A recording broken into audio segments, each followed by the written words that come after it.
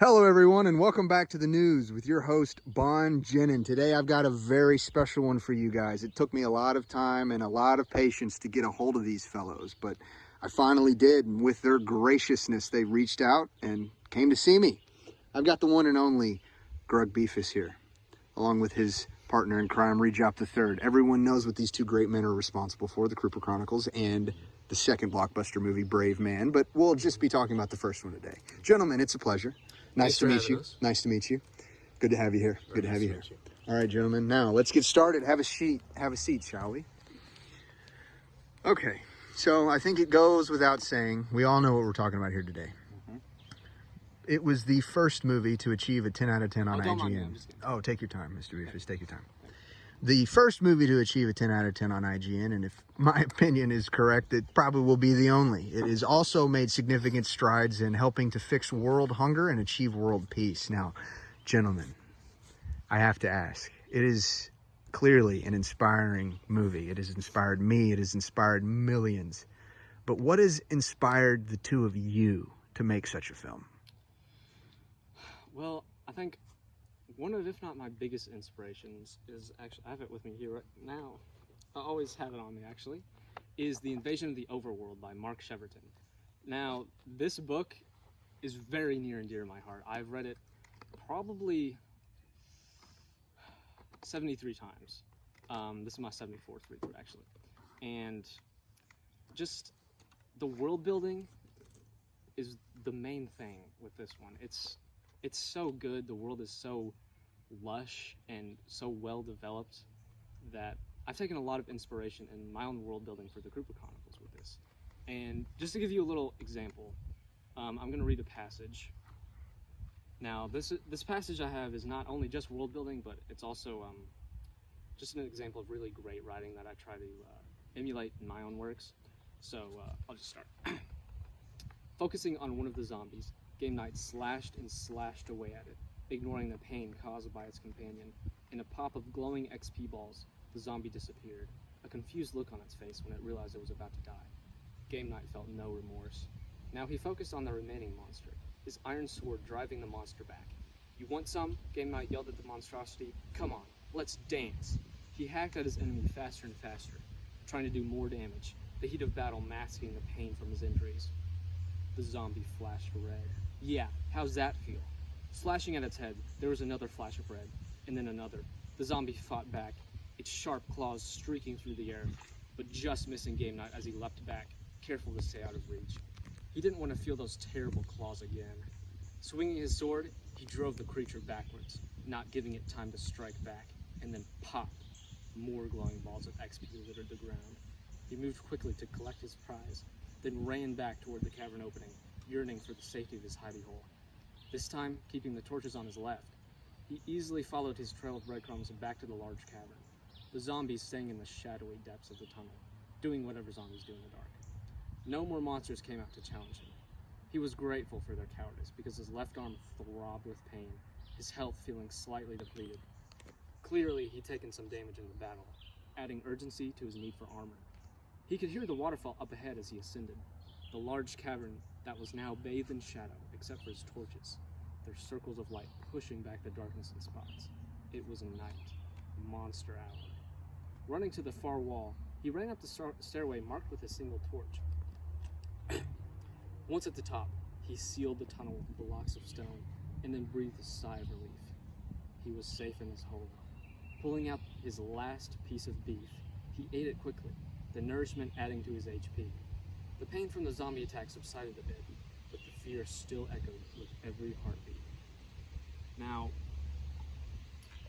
that's just a little example of how well this book is written, and that was a really tense and thrilling scene, as I'm sure you know.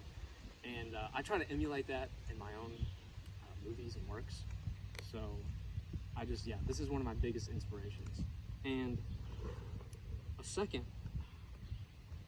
second biggest inspiration is Final Fantasy VII. Now this is for the brilliantly written characters and story and the theming too. This is a great little package, all wrapped up in one. Everything about it is amazing. And the the characters, like Cloud, I love that guy. So, as a lot of fans are probably aware, there are a lot of references and callbacks to this game in my works, and you know, I wear that proudly on my sleeve because this game has really shaped me and how I view the world and how I make movies. And I grew up with it, so it has a dear place in my heart. Mr. Beefus, I'd like to go back real quick to the passage you read. I don't think I've ever heard such beautiful thoughts conveyed in such a small amount of words. It's just, it was incredible to hear, but it made me think, if I can call attention to it, you seem to have been a little moved reading that passage. So could I ask, do you see yourself as Game Knight and potentially Reejop III as your iron sword and just your your career in general as the zombie in the darkness? You know, I think that's a pretty apt analogy. It's making the movies is a really rough. It's a hard undertaking to go through, and I think that's a pretty good description. Now, Mr. Reejop, we've talked a little bit about Mr. Beefus and his inspirations. I have to ask, what has inspired you? I would say the main inspiration for me is seeing how he works on his movies with passion, with love, with care. We always make sure, anytime we make a new entry in the Kroopa universe, we always make sure to go back, rewatch, redo, replay whatever all the stuff that we've done before, so that we can make sure we keep the continuity clean and safe and, you know, just make sure everything is right, because we care that much about our work. And I would say that when he was first pitching his ideas to me about Kroopa and Lupa and all this stuff, I would say that I really did think he was crazy, and I regret that now because I see that he's not at all. He may even be a genius. Over time, yes, I appreciate you. Thanks for the comment. Anyways, over time, as we worked more and more on these ideas, fleshing them out, I realized that he is a genius, and I'm very glad that he decided to pitch his ideas to me so that we could mesh our ideas together, weld them together into what Kroopa is now. This is definitely not a one-man team. No. He's helped tremendously. Yes. Now, how long have you two known each other? Do you guys go back a while to your childhoods, perhaps? Yeah, we've known each other quite a long time, actually. Yeah. We met, I believe, we met in, was it preschool? Yeah, I think so. Preschool. Well, you were in preschool. I never attended school. Oh, yeah. Well, I do have I have my doctorate now, so. But yeah, we met in preschool, and from then, I don't know. We started hanging out after school, or after I got out of school, and just any free time we had, we were spending it together, working on Kroopa, on his ideas and things like that. And so the ideas really did sprout from his mind, his amazing mind. Yeah. And if I can just cut in. Yeah, go ahead. A lot of these ideas actually I've had since I was just a little kid. I've always had these recurring nightmares. I can barely sleep because of them, but they put some weird ideas in my head, and I think first making the Kroopa Chronicles was my attempt at putting that horror and pain into movie form for the rest of the world to experience. So, yeah, it's... Well, you two gentlemen, I think I have a question all the ladies back home are asking. You boys single? Ready to mingle? It's a little complicated. For me, there was someone that I met in preschool, and I've spent a lot of time with this person, and I don't know, it's just, for me, it's complicated. You can answer. To that question, yeah, I'm open. Hit me up, ladies. We'll have his number and home address and PO mailing, anything that you guys will need to get in contact at the very end of this segment. Thank you. And for Reejop as well. Now, continuing on, fellas, you have both made a mark in the entertainment industry, period, with your films, both of them. So I have to ask, what are the plans for the future? You guys have been extraordinarily successful, so I can't imagine that you guys would just stop after 2 films. No, we're not. Do we want to reveal it? We can say a little bit, you know. Hold on a minute, folks. I don't know if you caught that, but it seems like we're about to get something special right here live on the news. We have something massive planned for the 3rd entry in the Kroopa Chronicles series. It is beyond all expectations, I'm sure, and it will thrill all of our fans. It is on a bigger scale than the past 2 movies, much bigger scale. Should I tell them what it is? I think you should. It is not a movie, Oh my word. not a book, Oh my. not a play, What could it not a be? musical. It's a video game. Incredible. I know. Incredible. A video game. It's been rough game. making it, but I'm confident it'll perform well. Is it safe to say that it'll have 16 times the detail? Oh yeah, for sure. Absolutely. At least. That's it. I think that's the least that we would ask for. So as long as you can promise us that, then I think the pre-orders will come flooding in. Oh, yeah. It seems to me like this game's going to be a blockbuster. You could probably re-release it every year, anniversary edition, 1, 2, 3. Oh, dude, this is. I like this, guys. I like this, and I'm glad that you would share this with me, Bon Jennon, live on the news. This is the first I've heard of it. The first all of our audience is hearing of it. Brand new announcement. Is there any way to keep in touch, to follow up on the release date or trailers, gameplay, anything? Well, there's no set release date yet.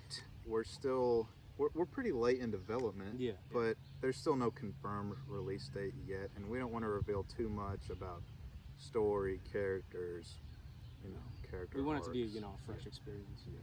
Will there be any early access, any beta testing for select groups? You know what?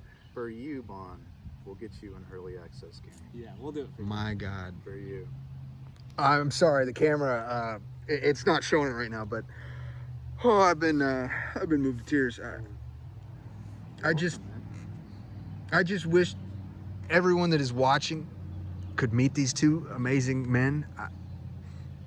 I don't know what else to say other than to thank you. Genuinely, from the bottom of my heart. I love both of you. Well, thanks, man. Yeah, no problem. You guys can come back to my show anytime you want. Okay. It's been an honor. And so let's get this on the road. Now, the entertainment medium is a grand medium to reach a lot of people. And I'm sure as movie makers and now game makers, you've probably thought about that and about reaching a wide mainstream audience. Now, I have to ask, if you were to use your future films or games to try to talk to the audience about something, what do you think that would be? What message would you want to convey? For me, I would say that I would probably want to convey a sense of, of kindness, of hope, of just positive emotions, so that our viewers and our players will, just feel uplifted by what they've just seen. Truly beautiful words. Well, as you've heard earlier in this interview, the Kroopa Chronicles are based off of my own childhood nightmares. So, one of the things I want to do is really kind of trying to think of a way to say this. Spread that suffering and confusion throughout the world. To really make others feel what I felt all my life, and to understand. And with all that pain comes a new way of viewing the world. You know what I'm saying? So, yeah, I think that is my goal for. It's Kroopa Chronicles. it's truly admirable. I mean, as they say, misery loves company, and I think we can see that here. Now, Reejop, he spoke a little bit about his direct goals emotionally, almost socially. I wanted to keep it a little bit more focused. I was thinking more along with the elections going on, and you know how it goes. I was just wondering if you guys were going to have to say anything about that coming up. Well, we prefer to kind of keep politics out of the games and the movies, so that we don't alienate any sort of audience, so that we can get the max audience that we need. You know. Yeah, what I'm I saying? mean, I think I can divulge like which party I support, though. I mean, Feel free. Yeah. So this might be a little controversial, but I really support Hatsune Miku's platform. A lot of the things she says, I really support, And it's not just that; it's the way she says them. That Yeah. beautiful voice. I completely agree. Yeah. I completely agree. I would prefer not to. That's fine, Mr. Reejop. That's fine. Privacy is a blessing here. So carrying on, we're out here in the woods. The set of several of the best scenes of the Kroopa Chronicles, and well, not these woods, but another woods for Brave Man. But just in general, the woods seem to be a very it's an important part. yeah. Why is that? I think it symbolizes nature and how connected the Kroopa Chronicles is to the natural world and nature. Nature is a beautiful thing. And something I would like to add to that also, in the woods, there's privacy, there's secrecy. We don't have our adoring fans, trying to get in because they don't know where we are. So we can film in peace. It's also a big They still part love of you it. though. Yeah, of course. Now, let's take this in a different path, fellas. Out here. Are there any crimes you haven't told anyone about? Crimes. This is You guys committed anything like that could get you in serious trouble? Just Well, for curiosity's sake, naturally. yeah, but we'd rather not talk about it. Oh, Yeah. okay. The privacy reasons. Maybe after the cameras are off, possibly. just with me, I think we could. just between If they're bros. Not an undercover Oh, cop. of course not. Of course not. Yeah. Okay. We'll move on from that. Now, all right, folks, we've got some audience questions starting to roll in here. If you'd like to submit one, go ahead and send it in to the news. You know where. And we might be able to get it up on the air in time here. So, the first question is from one Uncle Tickles. He asks simply, are you fellas ticklish? Well, Yeah, I am. yes, I am. It's All right. embarrassing. Yeah. Well, there you go, Uncle Tickles. I hope you got what you Secret's wanted out. from that. But We got another question from one John Longbottom. I got that right. Okay. He asks, what was your favorite toy as a child?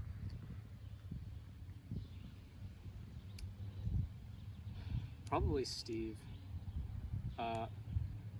He was a pet rock. I grew up in a cave, so I didn't really have, the typical toys a young child would play with. So, I had to make do with what I had. And I played with Steve a lot. I drew eyes on him. I still have him today, honestly, back at my house, sitting on the shelf. He means a lot to me. That's beautiful. That's beautiful. I had more, traditional toys, I guess you would say. I had, what's it called? It's sort of like shaped like this, and An egg? and you can like throw it. You throw it down, and it comes back up, and it's like shaped like that. That beats me, fellas. I'm not quite sure what that would be either. Well, that's what. I'm sure the audience at home will Yeah, have a what couple color is it? ideas. That's what's most important. Green. Green? Yeah. It was like greenish, like purple. I think that's an egg. Are you sure? I'm pretty sure. I don't know, Mr. Beefus. It sounds to me like almost like a watermelon, but that's just me. It might have been. I can't remember. That was Okay. all the way back in. All right, well, moving on to the third question from a fella named Rick Morty, it looks like. How high are your IQs? Ooh, you can answer first if you want. You know, to be honest, I never measured mine, so just a wild ballpark guess, probably at least a 16. At least, I think. Those are some pretty high numbers. Just a ballpark guess. I mean, that's just... to even reach the edge of what you've achieved in your film, it would have to be at least 15. So I think it's safe to say 16 is a very real possibility. Yeah. Well, I would have to agree with yours, except I believe that mine is somewhere between 100. No, 1,000 and like 20 through like 1,020, like 3. That's very humble, Mr. Reejop. Yes. I mean, I've seen some of the work you've done in these films too. I think it's safe to say you're probably much higher. Yeah, he knows the real number. He's just not telling us. Oh, I don't want to spoil it. oh, you salty dog, you. Okay, next question we have in from a fella named Bon Jennon. Oh, that's just me. Oh, You guys got any plans after the show tonight? plans after the show? Yeah, I'm pretty sure we do. We gotta do the we had to We had to do that. We had to do that. We had to do something. All right. Well, the next question. Oh, it's also from a fella named Bon Jennon. Oh, Is there room for one more? for what? Whatever you guys have got planned tonight. No. It's kind of a secret. Oh well, Yeah. Sorry. that's okay. Yeah, Another time. That's fair. Thank you. You'll be back in town. I'm sure after the game releases, you'll want to come back and do another interview with the news, right? Yeah. And you're of course come to be interviewed by yours truly, Bon Jennon. Yeah. Sure. Yeah. I mean, We'll say yeah. I'm just such a big fan. I'm just thrilled to have you here. It would be amazing to have you guys come back. Yeah. I would like that very We'll much. be sure to come back. Yeah. Mm-hmm. Mm-hmm. I guess I have one final question. The segment is getting a little long here, so to leave it off, is there anything that you want to say to the people watching in particular, directly to them? Directly to them. I would just have to say, keep enjoying our work. Keep supporting us. Thank you for supporting us. Oh yeah, we love you guys. Yes, we love you more than anything. And I guess just be on the lookout for our new work. All right, fellas, it's been a pleasure. I think it's very enlightening conversations we've had. Thank you.